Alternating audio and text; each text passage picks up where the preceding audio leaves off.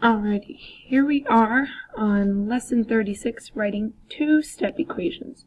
Alright, so we're taking what we did yesterday, we're adding on to a little bit, and we're going to have two-step equations down.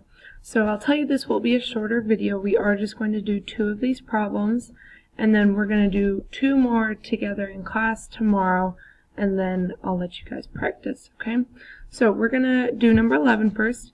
It says Jill sold half of her comic books and then bought 16 more. So underline those two things.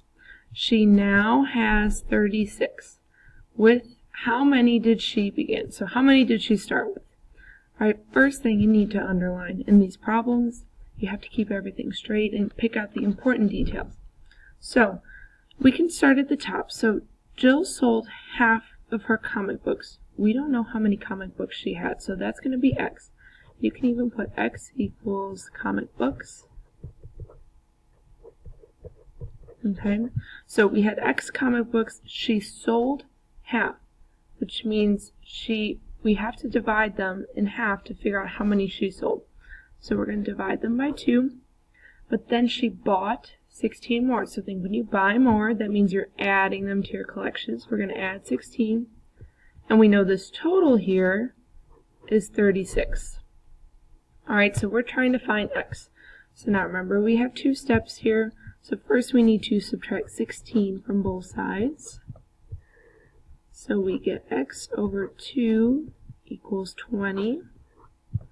And now to get X by itself over here, we're going to multiply by 2 on both sides. So we get X equals 40. So to answer our question, it would be 40 comic books.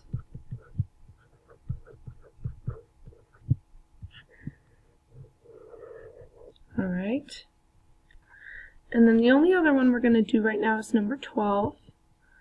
And number 12 says, for a field trip, 4 students rode in cars. Underline that part. And the rest filled 9 buses. That's important. How many students were in each bus if 472 students were on the trip? Alright, so we want to know how many were in each bus. So I'm going to use the letter B for bus. Okay, or actually, sorry, I take that back. We're going to go back to X. And we're actually looking for the number of students. See, this is why we do this, because even I get it wrong the first time.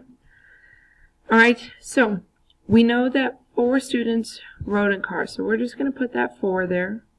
Okay, and the rest filled 9 buses. That means we have to add, those students, our X students, and they rode in 9 buses, so we're going to multiply that by 9. And we know the grand total was 472 students. Okay? Now this is one, when you look at the setup, you might be like, I don't really get why I'm multiplying. But when you go to solve, think about it. When we solve it, that's how you would have done it if we didn't have to write an equation. Okay? So again, we're solving for X here, so we got to subtract 4 from both sides to start. And we have 9x equals 468. And then we are going to divide by 9 on both sides, and we get x equals 52. So to answer our question, I'm going to put it up top here. 52 students rode each bus. Alright. So again, if you think about it, well, if you knew the total, but we knew 4 rode in cars, so you would have taken that away, right? Take those 4 out of the running, and then we would have had to divide that number by 9 to figure out how much went on each bus.